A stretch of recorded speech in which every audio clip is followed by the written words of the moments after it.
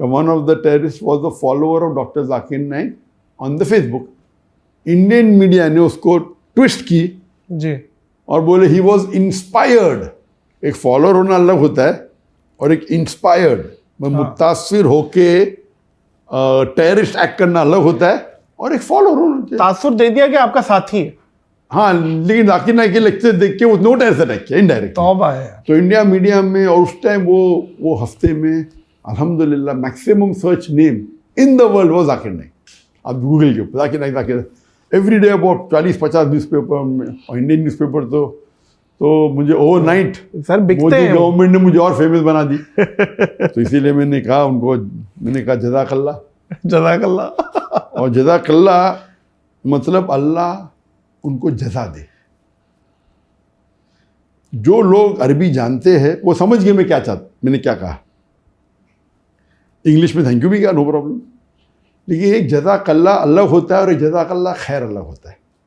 जज़ाकल्लाह मतलब अल्लाह उनको जज़ा दे, जैसा किया, अच्छा का अच्छा, बुरा का बुरा। वाह। इसलिए अगर मैं कोई मुसलमान अगर अरब से कहूँगा जो अरबी जानता है और इस्लाम जानता, जज़ाकल्लाह, बोले क्या गाली दे रहे मुझे? क्या गाली भी हो सकती, गाली है नहीं, हो सकती है, लेकिन क्या मैंने कुछ गलती किया? तो जज़ाकल्लाह मतलब अल्लाह उनको जज़ा दे। तो अगर कोई गलत काम किया उसके लिए भी हो सकते हैं। तो सही में अगर किसी को आप शुक्रिया अदा करना चाहते होना चाहिए जज़ाकल्लाह खैरन, अल्लाह आपको जज़ा दे आपके अच्छे काम का। बिल्कुल सही है, दुरुस्त। तो एक बात है कि मोदी से मुझे बहुत फ़ायदा भी हुआ अल्हम्दुलिल्लाह। हिज्जत की इज्जत नहीं करता था मैं, और हिज्जत करने से बहुत फ़ायदा हुआ। अल्लाह ताला का ये प्लानिंग है। अल्लाह ताला जो प्लानिंग करता है, तो जो लोग इस्लाम के दुश्मन रहते उनसे भी बहुत से अच्छे काम करवा लेता है। मोदी साहब को कोई मशवरा देंगे? उनको तो बहुत मशवरा दे दिया मैंने। क्या कहेंगे मोदी साहब इस टाइम इंडिया के लिए कैसे हैं आपके नज़दीक? क्या अभी तो 10 साल तो बहुत रूल किया। अभी ये इलेक्शन के अंदर ज़रा उनकी पॉपुलैरिटी कम हो गई, हुई है, बहुत कम हो गई कंपेयर टू बिफोर। उन्होंने कहा था, उनकी पार्टी ने, और वो खुद कहा कि हम 400 पार करेंगे। 543 सीट से 543 543 सीट से उनको 400 से ज़्यादा मिलने वाले थे। अल्लाह की मदद से 50% भी नहीं मिले उनको। पहले इलेक्शन में 50 से ज़्यादा मिले थे, 52-53% विथ कोएलिशन हो गए थे। फर्स्ट इलेक्शन 2014 की बात कर रहा हूँ मैं। डायरेक्ट अल्हम्दुलिल्लाह उनकी पार्टी अकेले 50% क्रॉस की, 54 या 55%, एंड विथ कोएलिशन 59 हो गई थी। 2019 में अकेले उनकी पार्टी 58%, 59 हो गई, विथ कोएलिशन कुछ 64-65 के ऊपर हो गई। तो इस टाइम बोले अकेले बीजेपी 400 पार। 400 पार मतलब over 2/3 majority alone BJP, not the coalition. तो 50% मिलने के लिए 272 सीट्स थे, 272 उनको मिले, कुछ उससे कम मिले, 250 ऐसे कम मिले उनको। और कोएलिशन के साथ वो 50% क्रॉस कर लिए, तो फिर से प्रधानमंत्री बन गए। लेकिन वो जो उनका रौब था, जो बढ़ते थे और लोगों ने खुदा मानने लगे, वो भी कम हो गया। इसीलिए जब उनके पास एब्सोल्यूट मेजॉरिटी होती और अगर कोएलिशन के साथ 2/3 होती, कुछ भी कर सकते, सही मनमानी कर सकते, कॉन्स्टिट्यूशन से खिलवाड़ कर सकते। और सबसे बड़ा खिलवाड़ उन्होंने किया, वो 370 आर्टिकल को उनने बैन कर दी, निकाल दी, और कश्मीर की आज़ादी उसको हटा दिया। और उस वक्त ये चल रहा था, जब 370 निकालने के पहले, कुछ महीने पहले, उनने अपने एक सबॉर्डिनेट, एक एमिसरी इंग्लिश में बोलते, एक आदमी को भेजा मुझे मिलने के लिए मलेशिया में। तो मिलना चाहते थे, मैं बोला कोई प्रॉब्लम नहीं।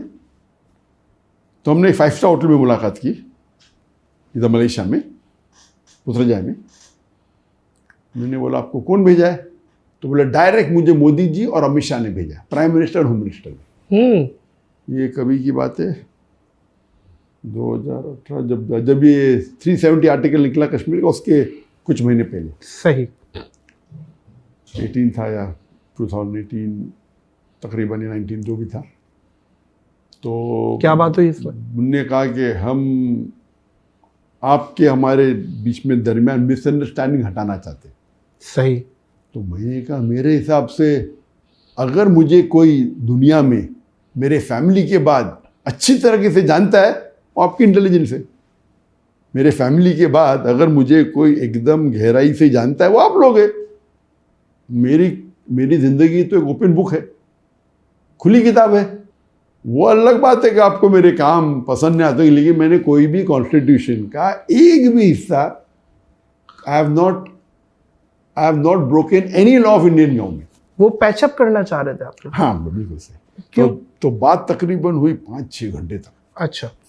लंच भी किया अपने साथ में। तो बोले नहीं आप इतने मशहूर है, हम आपके साथ होना चाहते हैं, हम चाहते आपको एकदम वापस इंडिया बुलाए, एकदम पूरे विथ फुल। आप इतने मशहूर, आप इतना अच्छा काम कर रहे, आपकी नॉलेज क्या है दिन के बारे में, आप हिंदुज़म की नॉलेज रखते हैं, ब्ला ब्ला ब्ला। तो मैं बोला आप चाहते क्या है? बोले कुछ नहीं, हम चाहते ट्रैप तो नहीं था डॉक्टर साहब के आए तो पकड़ लो? अल्लाह वालों। अच्छा। तो मैंने बोला कि आप चाहते क्या है? नहीं हम सिर्फ चाहते हैं कि हमारे ताल्लुकात अच्छे हो जाए। तो मैं उन्हें साफ कहा कि देखो आप अगर मुझसे कुछ काम लेना चाहते हैं, मैं मेरे देश के लिए, मुल्क के लिए काम करने को तैयार हूँ। मेरी 2 शर्तें। एक शर्त है जो आप मुझे कहेंगे वो कुरान और हदीस के खिलाफ नहीं होना चाहिए, नंबर 1 शर्त। अल्लाह और अल्लाह के रसूल की टीचिंग के खिलाफ नहीं होना चाहिए। और नंबर 2 मुझे आपके पैसे की ज़रूरत नहीं। अगर ये 2 शर्त पूरी हो जाती, आप जो मुझसे काम लेना चाहते मैं मेरे मुल्क के लिए हाजिर हूँ। फिर तो उन्होंने बोला वेरी गुड, नो प्रॉब्लम। तो गुफ्तगू हुई, काफ़ी गुफ्तगू हुई। आप चाहते क्या? नहीं कुछ नहीं, हम कोशिश करेंगे अभी आपको वापसी आने के लिए। उस वक्त तो कुछ कहा नहीं, लेकिन एकदम पैचअप कर लिया ऐसा कि भाई अभी हम with in couple of months आप वापस से आ सकते। मुझे उम्मीद तो थी नहीं। मैं बोला अगर आप, फिर मुझे कहने लगे वो आदमी शख्स जो आया था उधर से, दिल्ली से, कि हम चाहते हैं कि आप हमारी गवर्नमेंट को सपोर्ट करो कश्मीर इशू पे, कि जो हम 370 आर्टिकल को निकाल रहे वो सही है। तो मैंने कहा ये तो नामुमकिन है, मैं मेरे मुसलमान भाइयों के साथ गद्दारी कर ही नहीं सकता। जो मुसलमान कश्मीर में उनका हक है फ्रीडम, और जो ने मुआहदा किया है उसके तहत रहे तो कोई प्रॉब्लम नहीं। Article 370 is part of the it's a constitution. इसके अंदर दे हैव गॉट फ्रीडम। कुछ चीज़ के अंदर ऑटोनॉमी है, कुछ चीज़ के अंदर वो साथ में इंडियन गवर्नमेंट के है। लेकिन आप अगर कहीं ऑटोनॉमी को निकाल देंगे वो तो जास्ती है उनके ऊपर। इंडिया को इंडिपेंडेंस जब मिला, काफ़ी ऐसे जो पार्ट्स ऑफ इंडिया है जो ऑटोनॉमस, इसमें तो मैं कुछ कर नहीं सकती। तो ये तो कुरान के खिलाफ है, हदीस के खिलाफ है, मेरे मुसलमान भाई का गद्दारी है। उनका रिएक्शन तो नहीं ऐसा मत, वैसा कुछ लिखो, मैं last out of the question. हाँ ये बोल सकता हूँ क्या गलत हो रहा है, ये बोल सकता हूँ क्या गलत हो रहा है, and I am totally against it. ठीक है, उनका स्टाइल था, ये बीजेपी गवर्नमेंट का स्टाइल है कि मुसलमान को अगर जो चाहते हैं अपने काम कराने के लिए, चाहे उलमा हो, चाहे बिजनेसमैन मुसलमान हो, कोई भी हो या गैर मुस्लिम हो, वो पहले आके प्यार से बात करते, फिर कोशिश करते पैसे दे के खरीदने की। नहीं खरीद जाता धमकी देते अंदर कर लेंगे। ये उनका फॉर्मूला है, प्यार से करके तारीफ करो, हम तुमको फ़ायदा देंगे।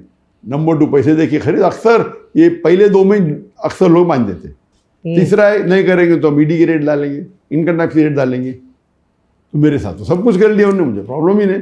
पुलिस भेजे, ईडी भेजे, ये भेजे, नंबर 1 टेररिस्ट कह दिया।